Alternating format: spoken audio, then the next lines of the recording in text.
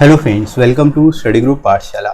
मैं उल्लास और आज की क्लास में हम लोग डिस्कस करेंगे एक निबंध को, और ये निबंध होगा वस्तु एवं सेवा कर पर यानी जीएसटी पर। ठीक है, काफ़ी इंपॉर्टेंट टॉपिक है आप सभी के लिए और इसको आप जरूर तैयार करिए एसएससी, सीजीएल, सीएचएसएल और एमटीएस और अदर एग्जाम्स के लिए। ठीक है, और इसकी कंप्लीट प्लेलिस्ट को जरूर देख लीजिएगा ताकि आप सारे जितने भी एक्सपेक्टेड टॉपिक्स हैं उनको कवर कर सको, और इसके लेटर्स की प्लेलिस्ट को भी आप वॉच कर सकते हो। डिस्क्रिप्शन में आपको लिंक मिल जाएगा। अब आप जितने भी इंपॉर्टेंट पत्र हैं, लेटर्स हैं, उनको भी देख सकते हो। राइट फ्रेंड्स, साथ ही साथ आप इस बुक को ले सकते हो जिसमें आपको 60+ टॉपिक्स मिल जाएगा, और निबंध और पत्र दोनों ही सिंगल बुक में आपको मिल जाएंगे, तो आपको अलग से 2 बुक लेने की जरूरत नहीं होगी। और स्पेशलिटी इस बुक की है कि आपको विद इन वर्ड लिमिट सारे के सारे टॉपिक्स मिलेंगे। मोस्टली मार्केट में जो बुक्स अवेलेबल है उसमें विद इन वर्ड लिमिट आपको कोई भी बुक नहीं मिलती। राइट, नॉर्मली जो मैटर होता है, जो कंटेंट होता है, वो एक्सीड करता है वर्ड लिमिट से, इसकी वजह से काट छाट करना पड़ता है। तो वो सब नहीं करना पड़ेगा आपको, डायरेक्टली आप इनको रट सकते हो, याद रख सकते हो, जो भी यहाँ पर टॉपिक्स मैंने कराए हुए हैं। राइट, और लेटेस्ट पैटर्न पर बेस्ड होंगे। 60+ आप यहाँ से टॉपिक्स कवर कर सकते हो, और लोएस्ट कॉस्ट में आपको ये बुक मिल जाएगी। एडिशनल आपको 30% डिस्काउंट मिल जाएगा। डिस्क्रिप्शन में फ्रेंड्स आपको लिंक दिया गया है, वहाँ से जाके आप अपने एग्जाम के हिसाब से इनको ले सकते हो, एसएससी, सीजीएल, सीएचएसएल या फिर एमटीएस के लिए। ठीक है फ्रेंड्स, तो चलिए शुरुआत करते हैं आज की क्लास की हम लोग। Let's start. तो इंट्रोडक्शन से फ्रेंड्स स्टार्ट करेंगे, और कैसे इसको आपको लिखना है बेटर तरीके से ये देख लेते हैं। जीएसटी भारत सरकार द्वारा लगाए जाने वाला एक अप्रत्यक्ष कर है। यह भारत के कर ढांचे में सुधार के लिए एक बड़ा कदम साबित हुआ है। इसे 1 जुलाई 2017 से लागू किया गया। जीएसटी को संसद में 101वें संविधान संशोधन अधिनियम द्वारा एक कानून के रूप में पारित किया गया। ठीक है, तो अब यहाँ पर शुरुआत में आप बेसिक इन्फॉर्मेशन इसके रिगार्डिंग बता सकते हो, इसके रिगार्डिंग दे सकते हो, जैसे कि जो जीएसटी है भारत सरकार द्वारा लगाया जाने वाला एक डायरेक्ट, एक अप्रत्यक्ष कर है, इनडायरेक्ट कर है, और इसको बेसिकली लाया क्यों गया, इसको लाने के पीछे सरकार का कर ढांचे में सुधार करना था। एक तरह से जो टैक्स इंफ्रास्ट्रक्चर उसमें बेटर तरीके से बेटर उसको बनाना था, जो टैक्स सिस्टम है, टैक्सेशन सिस्टम है, उसको सिंप्लीफाई बनाना था। ठीक है, और इसको लागू जो है 1 जुलाई 2017 से किया गया भारत में, तो ये भी आप बता सकते हो। और साथ ही साथ ये भी बता सकते हो कि इसको 101वें संविधान संशोधन अधिनियम द्वारा कानून के रूप में पारित भी किया गया। राइट, तो यहाँ पर आप इसको एक्सप्लेन कर सकते हो इस तरह से। आगे मूव करते हैं। जीएसटी लागू करने के पीछे मुख्य विचार राष्ट्र की अर्थव्यवस्था में सुधार करना है। ठीक है, यानी जीएसटी लागू करने का मेन आइडिया क्या था, जो अर्थव्यवस्था है, जो राष्ट्र की अर्थव्यवस्था है उसमें सुधार करना, उसमें इम्प्रूवमेंट करना ही बेसिकली मेन जो था इसके पीछे कारण था। या कर अविभाजित भारतीय अर्थव्यवस्था को मजबूत करने और राष्ट्र को अधिक शक्तिशाली बनाने में महत्वपूर्ण भूमिका निभा रहा है।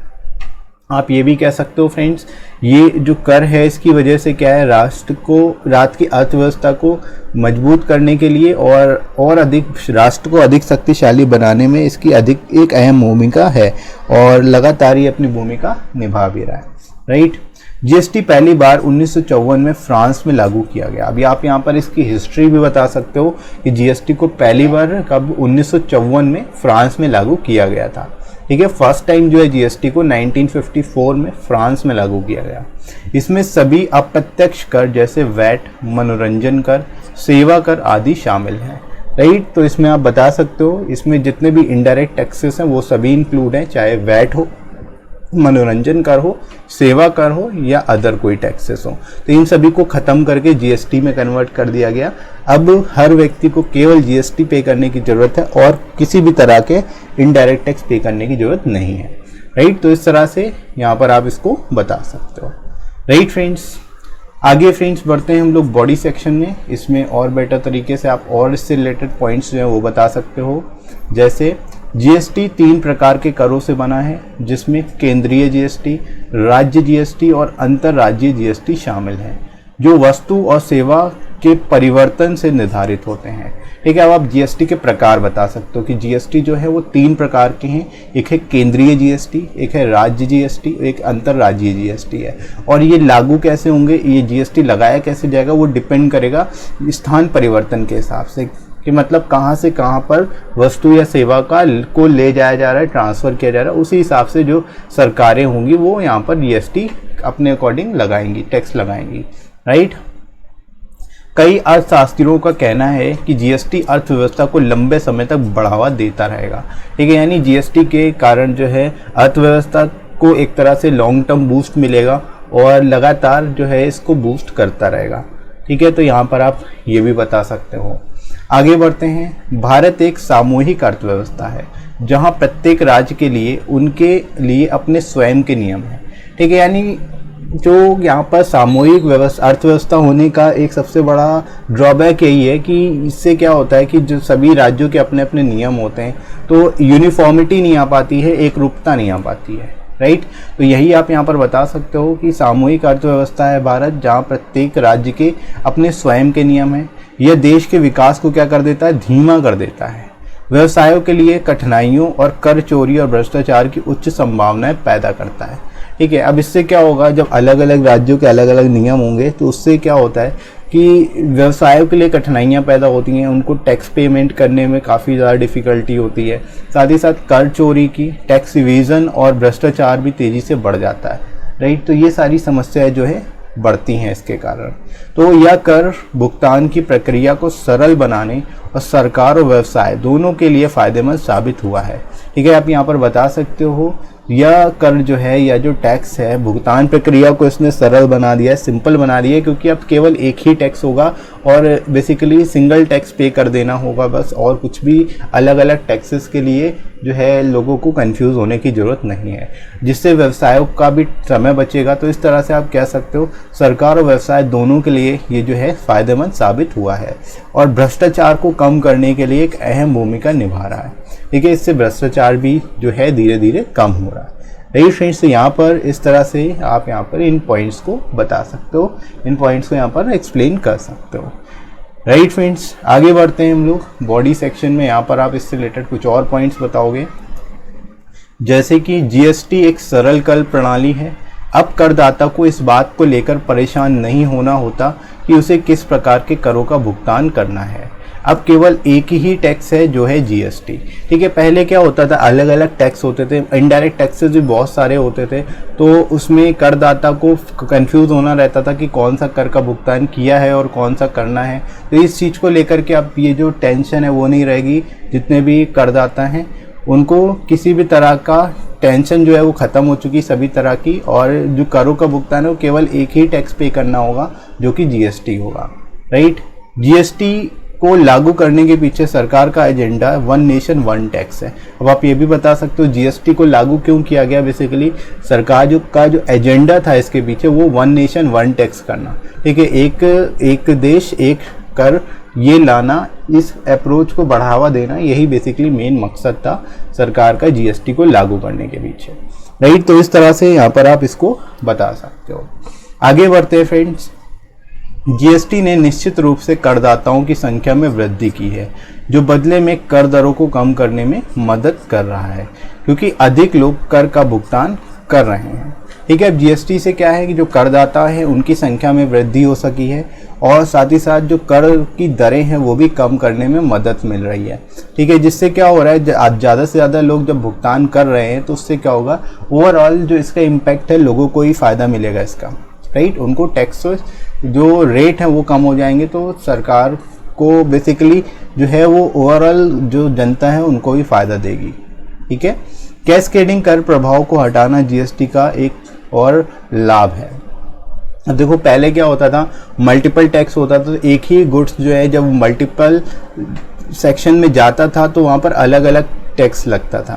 ठीक है, जैसे मैन्युफैक्चरर से होलसेलर के पास गया, होलसेलर से रिटेलर के पास गया, और रिटेलर के बाद फिर कस्टमर के पास गया, तो यहाँ पर हर स्टेप पे टैक्स लगता था। तो इसी को हम लोग मल्टीपल टैक्सिंग या फिर कैस्केडिंग इफेक्ट बोलते हैं। ठीक है, टैक्स के ऊपर टैक्स लगाना, इसको हम लोग कैस्केडिंग इफेक्ट बोलते हैं। तो ये बेसिकली ख़त्म हो चुका है। अब जो है केवल एक ही टैक्स है, तो बार बार टैक्स नहीं लगता, कर के ऊपर कर नहीं लगता। राइट, कैस्केडिंग कर एक प्रकार का कर है जिसमें प्रत्येक हस्तांतरण पर कर लगाया जाता है, जिसमें अंतिम उपभोगकर्ता पर करों का बोझ पड़ता है। ठीक है, यहाँ पर आप ये भी बता सकते हो कैस्केडिंग इफेक्ट क्या है, कैस्केडिंग कर इफेक्ट क्या है।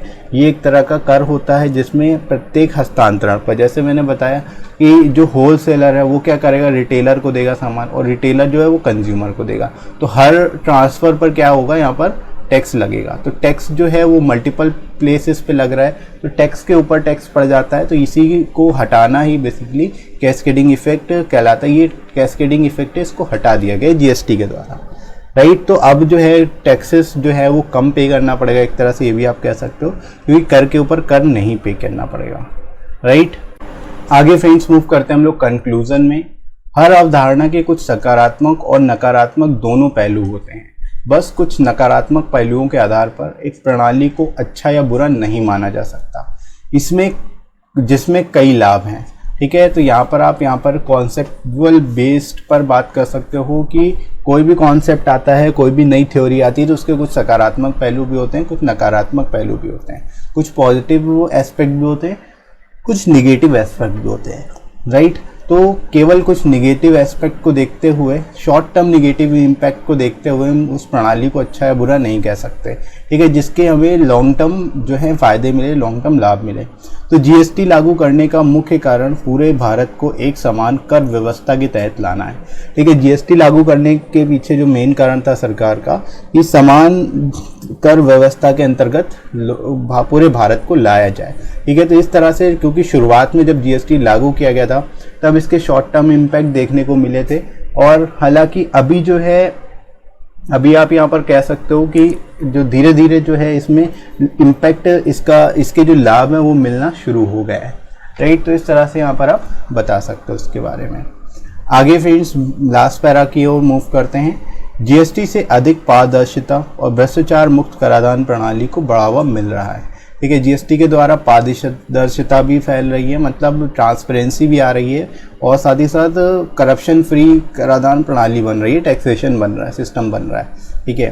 तो जीएसटी को इस तरह से तैयार किया गया है जिससे यह व्यवसायों और उपभोक्ताओं दोनों को लाभान्वित करे, ठीक है। इस तरह से बेसिकली सरकार ने इस तरह से जीएसटी को लागू किया जिससे कि व्यवसायों को भी इसका फ़ायदा मिले और उपभोक्ताओं को भी मिले, ठीक है।